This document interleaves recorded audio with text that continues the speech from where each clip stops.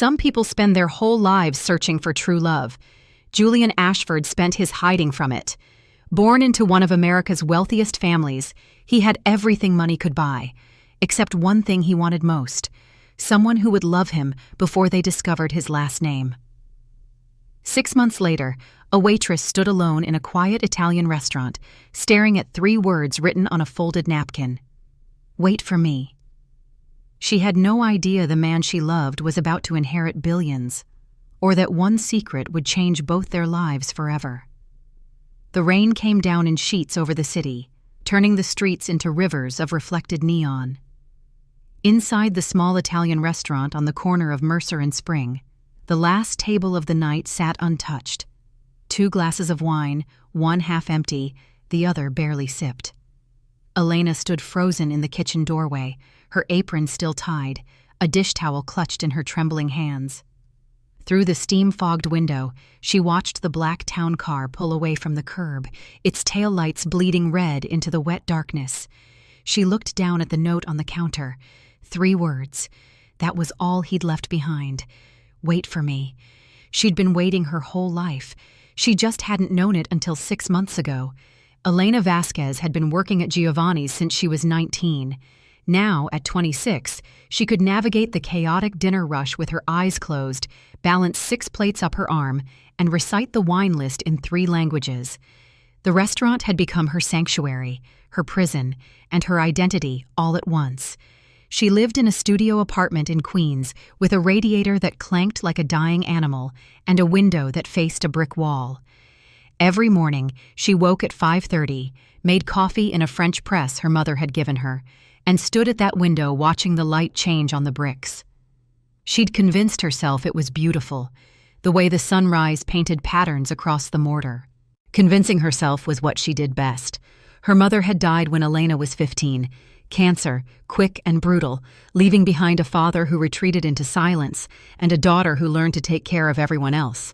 She'd dropped out of community college when her father's back gave out, working double shifts to keep the lights on. He'd passed 3 years ago, and now there was no one left to care for but herself. Except Elena had never learned how to do that. Her greatest fear wasn't loneliness. She'd been lonely so long it felt like breathing. It was mediocrity.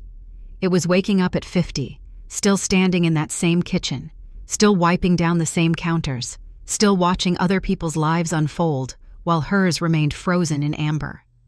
Her quiet dream was to paint. Not the commercial stuff she'd done for a few years after high school. Landscapes for tourists, portraits for commission. Real painting. The kind that made people feel something they couldn't name.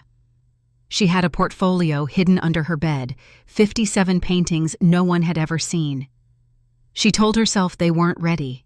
She told herself she wasn't ready. What she didn't tell herself, what she never allowed herself to admit, was that she was terrified of failing at the one thing that mattered. So she showed up at Giovanni's every day at 4 in the afternoon, tied her apron with the same knot her mother had taught her, and became invisible. That was the trick. If you were invisible enough, no one could see you fail. She was the best waitress Giovanni had ever hired. That was what he always told her. She could read a table from across the room, anticipate needs before they were spoken, smooth over complaints with a smile that never quite reached her eyes. She was efficient, professional, invisible. And then, on a Tuesday night in October, a man walked through the door who saw her. Giovanni's had been in the same spot for 42 years. The red checkered tablecloths were worn soft in the corners where customers' elbows rested. The candles were always real, always dripping wax onto ceramic saucers. The kitchen was too small for the volume of food it produced, and the air always smelled of garlic, oregano, and the particular warmth of a place that had seen thousands of first dates, anniversary dinners, and quiet proposals. Elena knew every inch of it. She knew which floorboards creaked by the bar, which wine glass had a chip in its rim, which regular would ask for extra parmesan before the pasta even arrived.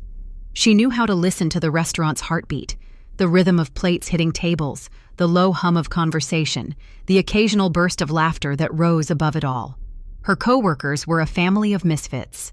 Rosa, the pastry chef, was a grandmother of 9 who spoke to her cannoli as if they were grandchildren. Marco, the head chef, had a temper that flared and faded like a kitchen fire, always gone as quickly as it came. And old Giovanni himself, 73 with hands that shook when he wasn't rolling pasta dough, who treated Elena like the daughter he'd never had.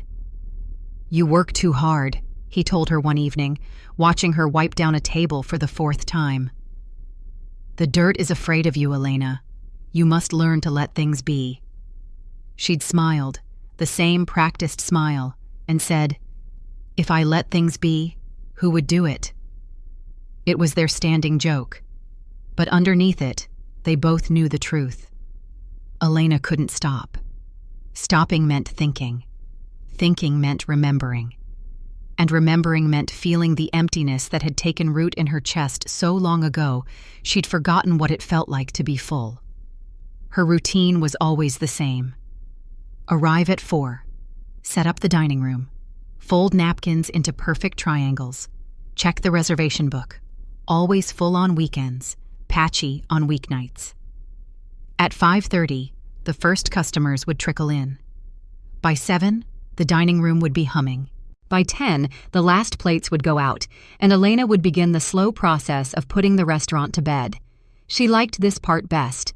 The silence after chaos, the steam rising from the dishwasher, the sound of the espresso machine being cleaned, the way the candlelight seemed softer when no one was watching. It was on one of those nights, a slow Tuesday, the kind where the rain kept people home, that she saw him for the first time. He wasn't remarkable. That was the strange thing. He was handsome, yes, but in an unassuming way. Tall, with dark hair that fell across his forehead, and hands that seemed too large for his frame. He wore a simple dark jacket, no tie, and carried himself with an ease that caught her attention precisely because it seemed studied. He sat at table 12, the corner table with the best view of the street. He ordered the house red and the special osso buco, which they weren't known for. He ate slowly, as if savoring each bite, and he smiled at nothing in particular. Elena brought him his wine. He looked up, and their eyes met. It was just a second, maybe less. But something in his expression flickered. Recognition, or something like it, as if he'd been waiting for her. "Grazie," he said. His voice was warm, not deep, but resonant, like the last note of a cello. "Prego," she replied, and walked away. She didn't look back. That was her rule. Don't engage. Don't get involved. Be invisible. She forgot about him 20 minutes later, busy with the few tables that remained. She forgot about him when she walked home through the rain, her umbrella struggling against the wind. She forgot about him when she climbed into bed at 2 a.m, her body aching, her mind blank. She forgot about him until he walked through the door again the next Tuesday, and the Tuesday after that, and every Tuesday for the next 6 months. His name was Julian. She learned that the 3rd week, when he introduced himself after she'd brought him his 2nd glass of wine. "I feel like I should know your name by now," he said, with a half-smile that seemed almost shy. "Considering I've been eating here for... How long has it been?" 3 weeks, she said, then immediately regretted remembering. 3 weeks, he repeated. "And you've served me every time, and I don't even know your name. I'm Julian." He extended his hand. She looked at it for a moment before shaking it. His grip was warm, deliberate. "Elena," she said. "Elena," he repeated, and something about the way he said it made her want to hear it again. After that, she started noticing things about him. The way he always ordered the same thing, the special, whatever it was, as if he trusted the kitchen completely. The way he folded his napkin exactly in half when he was done. The way he watched the other customers with quiet interest, as if studying them. She caught herself looking for him on days that weren't Tuesday. She'd be walking home or standing at her window, and she'd wonder what he was doing. It was ridiculous. She didn't even know him. But there was something in his presence, a stillness, an attention, that made her feel seen in a way no one had since her mother. One night in late March, the rain was particularly brutal. The restaurant was empty by 10, and Elena was wiping down the bar when she heard the door open. It was Julian, drenched, his jacket soaked through. "I know you're closing," he said, shaking water from his hair. "I'm sorry, He stopped, suddenly embarrassed. "Take off your jacket," she said. "I'll get you a towel." She brought him a stack of clean dish towels and a cup of coffee. Black. He wrapped himself in the towels and sat at the bar, shivering slightly. "I was supposed to meet someone," he said finally, "but I think I got stood up." "At this hour?" He shrugged. "I was supposed to be here at 9. I got delayed." She didn't ask why. She poured herself a coffee and sat across from him. The candles on the bar had burned low, and the rain was still drumming against the windows. "You don't have to stay," he said. "I know. What time do you usually finish?" "When the work is done." He laughed, a real laugh, warm and surprised. "That's not an answer." "Neither is, 'I got delayed,'" she said. He looked at her. His eyes were gray, she noticed, the color of the sea before a storm. "Fair point," he said. "I got called into a meeting that went longer than expected. It happens a lot." "Are you in sales?" "Something like that." He didn't elaborate. She didn't push. That was their rhythm, a dance of small questions and softer answers, each step revealing only what they chose to reveal.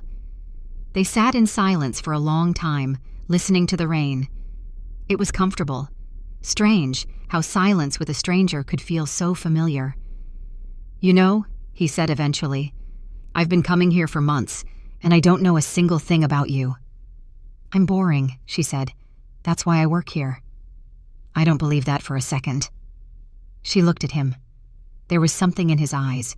Not pity, not curiosity, but something deeper. Recognition. As if he'd met her before, in some other life. "What makes you say that?" she asked. He leaned forward. "Because," he said slowly, "the way you move through this restaurant, you don't just work here. You're protecting something. I don't know what it is, but I know that feeling."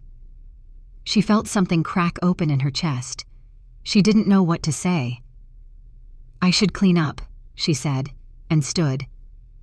"Elena." She stopped. "Let me help," he said. "It's the least I can do for the coffee." She almost said no. She never let anyone help. That was her rule. But there was something in his voice that made her pause. So she handed him a drying towel and pointed to the glasses. They worked in silence, side by side, and she felt something shift inside her. It was the first time she'd let anyone in. Weeks passed. Their Tuesday ritual became something she looked forward to, a thread of gold in the gray fabric of her life. She'd start anticipating his arrival on Monday, arranging the reservations so she'd be on the dining room floor when he came. She told herself it was just professional courtesy. She knew she was lying. "You're different lately," Rosa said one afternoon, pulling her aside in the kitchen. "Different how?" "Happier," Rosa said, studying her. "Less sad." Elena didn't know what to say. Rosa was one of the few people who could see through her. She'd always been able to. "Who is he?" Rosa asked. "There's no one." Rosa laughed. "I wasn't born yesterday, Chica. You think I don't notice the way you float through the dining room on Tuesdays? The way you smile when you walk past table 12? Elena felt her cheeks flush. "I don't float." "You float," Rosa said firmly. "And it's about time. You're too young to carry the weight you carry." Elena looked down at her hands. They were wrinkled from washing dishes, her nails short and practical. She'd spent so long being invisible, she'd forgotten what it felt like to want to be seen. "He's just a customer," she said. "Is he?" The question hung in the air. Elena didn't answer. The next Tuesday, Julian arrived early. He had flowers, a small bouquet of wildflowers, nothing too formal. He handed them to her without explanation. "What are these?" she asked. "They're for you," he said. "I wanted to say thank you." "For what?" "For being you." She took the flowers. They were small, simple, beautiful. No one had ever given her flowers before. "You didn't have to do that." "I know." She put them in a vase and set them on the bar. Every time she looked at them, she felt something flutter in her chest. Their conversations deepened. He told her about his travels. He'd been everywhere, it seemed. Paris, Tokyo, Istanbul. He spoke about them casually, as if they were just places, not dreams. "Why do you come here?" she asked one night. "This neighborhood, this restaurant. There are hundreds of places in the city." "Because I feel something here," he said. "I can't explain it." She waited. "Everywhere else I'm a person," he said carefully. "Here, I'm just Julian. I can be myself. And that's rare for me." She didn't push. She was learning that there were depths to him she couldn't see, layers he kept hidden. She understood that. She had layers of her own, but the cracks were beginning to show. One evening in May, a man in a suit arrived at the restaurant while Julian was eating. He was older, sharp, with eyes that missed nothing. He walked straight to table 12 and whispered something in Julian's ear. Julian's face changed. The warmth drained from it, replaced by something harder. He nodded, stood, and walked out with the man without saying goodbye. Elena watched him go. Something cold settled in her stomach. The next week, he came back with a smile, as if nothing had happened. He brought her another bouquet, but she'd seen that expression in his eyes, the one he'd worn when the man in the suit spoke. "Who was that?" she asked. "No one. Julian." He looked at her. For a moment she saw something flicker in his eyes. Fear, maybe. Or guilt. "Just business," he said. "It's nothing." She should have pushed, but she didn't. She let it go. She was good at letting things go. She was learning slowly that some things shouldn't be let go. The summer came with humidity that clung to the city like a second skin. Elena's studio became unbearable, but she couldn't afford air conditioning. She'd wake up drenched in sweat, the radiator still clanking in protest even though it was June. She painted in the early mornings now, before the heat became unbearable. The paintings under her bed grew, a series of portraits, all of them faceless. She didn't know why. She just couldn't paint faces. Every time she tried, she saw her mother's face, the way it had looked in the hospital bed, peaceful and gone. She hadn't told Julian about the paintings. She hadn't told anyone. One night, after the restaurant closed, Julian asked her to walk with him. They went down to the river, the water dark and slow in the moonlight. "I want to show you something," he said. He led her to a bench near the water. They sat in silence for a long time. "I haven't been honest with you," he said finally. She felt her heart stop. "About what?" He turned to look at her. His eyes were dark in the dim light. "I'm not who you think I am," he said. "I haven't been from the beginning." She waited. Her hands were trembling. "I came to Giovanni's for a reason," he said. I wasn't just looking for a place to eat." She'd known. Some part of her had always known. She'd seen the way he watched her, the way he seemed to be studying her. She'd chosen to ignore it. "Who are you?" she asked. He took a breath, and then he told her. His real name was Julian Ashford. His family owned Ashford Holdings, a conglomerate worth billions. He was the youngest son, the one who'd been groomed to take over the company from his father. But he'd walked away 3 years ago, tired of the corporate politics, tired of the endless meetings, tired of being Julian Ashford instead of just Julian. He'd been in Giovanni's on a Tuesday in October because he'd been following her. Not in a creepy way, he insisted, in a professional way. His company was considering buying the building that housed the restaurant. He'd been sent to scout the location. He'd seen her and forgotten why he was there. "I didn't mean for this to happen," he said. "I was supposed to come in, eat, leave. But you were different, and I kept coming back. And every time I came back, I found more reasons to stay. I know it's crazy. I'm a stranger. I'm not even the person you think I am." She didn't know what to feel. Betrayal, maybe. But also something else. A strange relief. The mystery she'd sensed in him had a shape now. It was real. "Why didn't you tell me?" she asked. Because I didn't want you to see me differently, he said. I wanted you to know me. Not the money, not the name, just me. Is that so wrong? She didn't answer. She was too full of questions, too full of feelings. Elena, he said, I didn't lie about how I feel. That was real. Everything else it was just the shell, the outside. What matters is what's inside. She stood up, suddenly needing air. Elena, please. I need to think, she said. She walked away. She didn't look back. She didn't sleep that night. She lay in her bed, staring at the ceiling, trying to make sense of it. He was rich. Rich enough to buy the building, the restaurant, the whole block. Rich enough to be the subject of gossip in magazines she'd only seen in grocery store checkout lines. Rich enough to be completely out of her world. But he'd come to her. He'd looked at her like she mattered. He'd brought her flowers and coffee and asked her questions about her life. He'd seen her, really seen her, in a way no one else had. Was it real? Could it be real? She thought about her mother. Her mother had believed in love, in the kind of love that transcended everything else.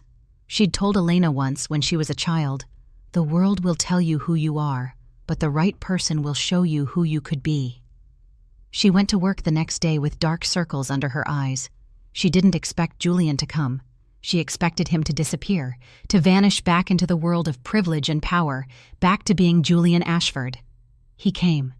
He was waiting for her when she arrived, sitting on the stoop with a paper cup of coffee in each hand. "I don't know what to say," he said, holding one out to her.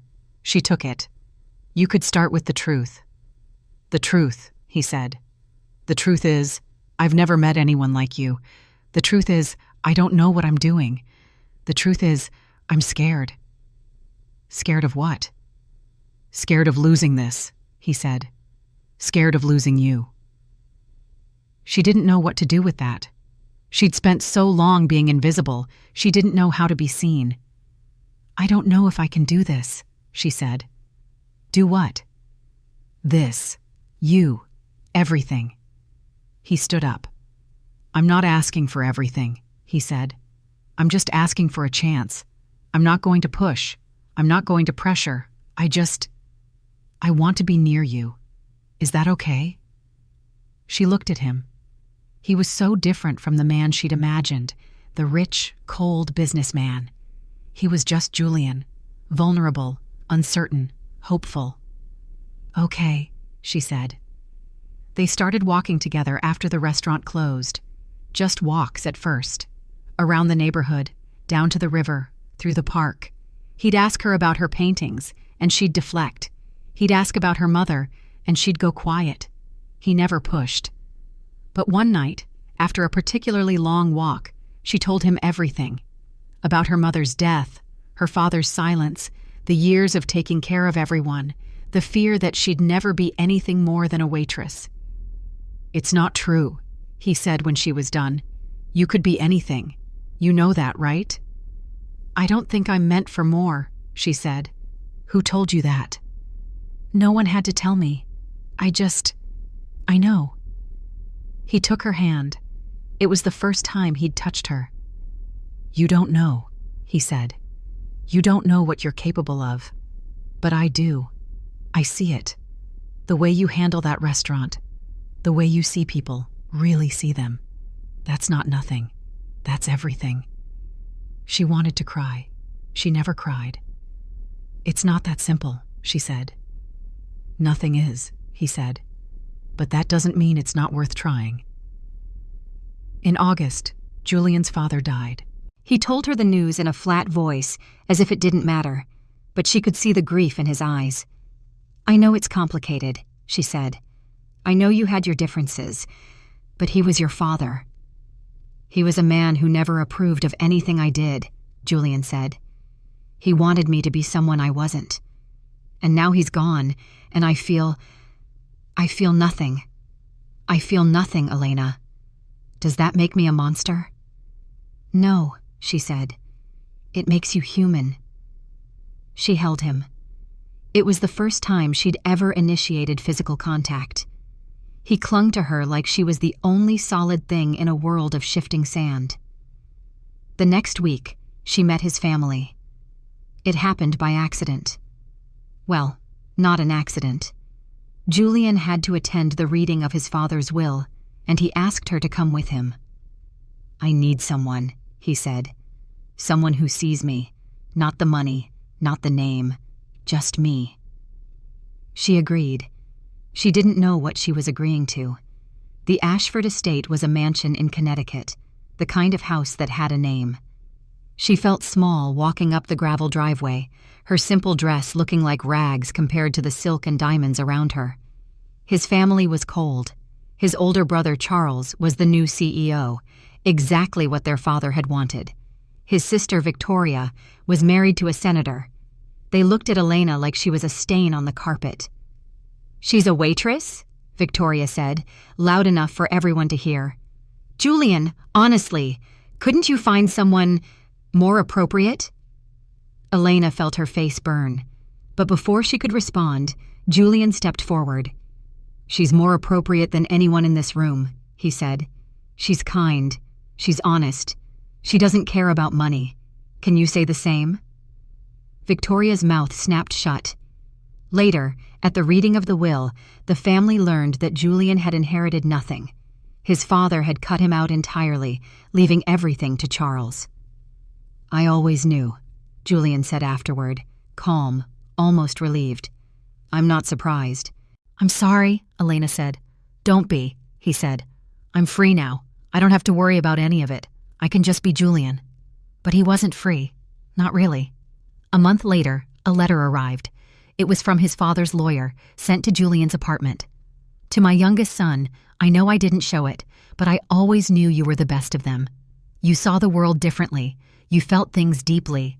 I thought I was protecting you by pushing you away, by making sure you didn't get tangled in the family business. But I was wrong. I made a separate provision. A trust, held in secret. Everything I truly owned, my private investments, my art collection, the houses I bought for myself, it's all yours. I didn't give it to you in the will because I wanted to see if you'd fight for it. You didn't, and that's exactly what I was hoping for. You're not like the others. You're better. Take the money. Use it to make something beautiful. Don't let it change you. Your father." Julian read the letter with tears streaming down his face. He handed it to Elena. "I don't want it," he said. "What?" "I don't want the money. I've seen what it does to people. I've seen what it did to them. I don't want that." "Julian, it's your father's legacy. He wanted you to have it." "He wanted me to be happy," Julian said. "And you make me happy. The money can't do that. It's never done that. But you have." Elena felt her heart crack open. She took his hand. "Then don't take it," she said. "But don't throw it away either. Keep it. Use it. Just don't let it change who you are." He looked at her, and for the first time, he smiled. Her paintings were discovered. Julian had found them, her portfolio, hidden under the bed. He'd been looking for her phone charger and stumbled upon them. "Elena," he said, his voice full of wonder. "These are incredible. Why have you never shown anyone?" "I don't know," she said. "I'm scared." "Of what?" "Of being seen," she said. "Of being judged. Of finding out I'm not as good as I think I am." He took her hands. "I'm going to do something," he said, "and I need you to trust me. I'm going to buy a building, a gallery, in the city, and I'm going to hang your paintings in it. And the first show will be your show." "Julian, I can't." "Don't say you can't," he said. "Just say you'll try. That's all I'm asking." The gallery opened in November. It was small, modest, but perfect. White walls, warm lighting, the kind of space that made the art breathe. Elena's paintings hung on the walls. Her mother's face was in every one of them, not literally, but she could see it. The women she'd painted were all versions of her mother, strong, beautiful, resilient. The opening night, the gallery was full. Julian stood by the door, watching her circulate through the crowd. She looked different, confident, alive. He thought about that first night in the restaurant, how she'd seemed so small, so guarded. He thought about the journey they'd taken together, the walls she'd let him knock down, one by one. And he thought about how, despite all his money, all his privilege, she was the richest person he'd ever met. A man approached her during the opening, older, distinguished, with kind eyes. "Elena Vasquez?" he said. "Yes." "My name is William Hart. I own Hart Gallery. I represent some of the best artists in New York. And I have to say, your work is extraordinary." She felt her breath catch. "Thank you." "The way you capture emotion," he said. "The weight behind every brushstroke. It's rare, very rare. I'd like to represent you." She didn't know what to say. She turned to find Julian. He was watching from across the room, a glass of champagne in his hand, smiling. She knew then. He'd planned this. Not the meeting. He wouldn't have pushed that far. But he'd created the space for this to happen. He'd believed in her when she couldn't believe in herself. Later, she found him on the terrace, looking out at the city. "You did this," she said. "I didn't do anything," he said. "That was all you. You set it up, the gallery, the opening. You made all of this happen." "I gave you a platform," he said. "The talent was already there. It always was. You just needed someone to believe in you." She stepped closer. "Why?" she asked. "Why do you care so much?" He turned to face her. The city sparkled behind him, a million lights for a million stories. "Because," he said, "the first night I met you, I saw something I'd been looking for my whole life. I didn't know it at the time, but I know it now. You're what matters. You're what's real. The money, the name, the privilege, none of it compares to the way I feel when I'm with you. And if I have to spend the rest of my life proving that to you, I will." She didn't say anything. She couldn't. She kissed him instead. 1 year later, Elena was a name in the art world. Her shows sold out. Critics praised her emotional intensity and psychological depth. She was becoming the person she'd always been afraid to become. Julian was still Julian. He'd donated most of his inheritance to causes he cared about: education, art programs, homeless shelters. He'd kept enough to live comfortably, but he'd never gone back to the corporate world. He worked at a small cafe now, a few blocks from the gallery, serving coffee to people who had no idea who he used to be. He was free, and so was she. They lived together in an apartment in the village. It wasn't large: 2 bedrooms, a kitchen with windows that faced the sun, and walls covered in Elena's paintings. Every morning, she'd make coffee in her French press, and he'd bring her a wildflower he'd picked on his way home from work. Just one. Never more. She'd put them in the vase on the windowsill, the same vase she'd used for the first bouquet he'd ever given her. It was full of dried flowers now, a record of their journey, each one a moment frozen in time. One evening, as the sun set over the city, she stood at the window, looking at the vase. She thought about her mother. She thought about the woman she'd been, the invisible waitress, the girl who was afraid to dream. She thought about the man who'd seen her when no one else did. He came up behind her, wrapped his arms around her. "What are you thinking about?" he asked. She smiled. "I'm thinking about how lucky I am." He kissed her head. "We made it," he said. She turned in his arms, looked into his gray eyes, the color of the sea before a storm. She thought about all the years she'd spent waiting, and all the years she'd spent hiding. And she realized that waiting wasn't the same as living. Hiding wasn't the same as being safe. The only way to be seen was to step into the light. "I love you," she said. It was the first time she'd said it. "I love you too," he said.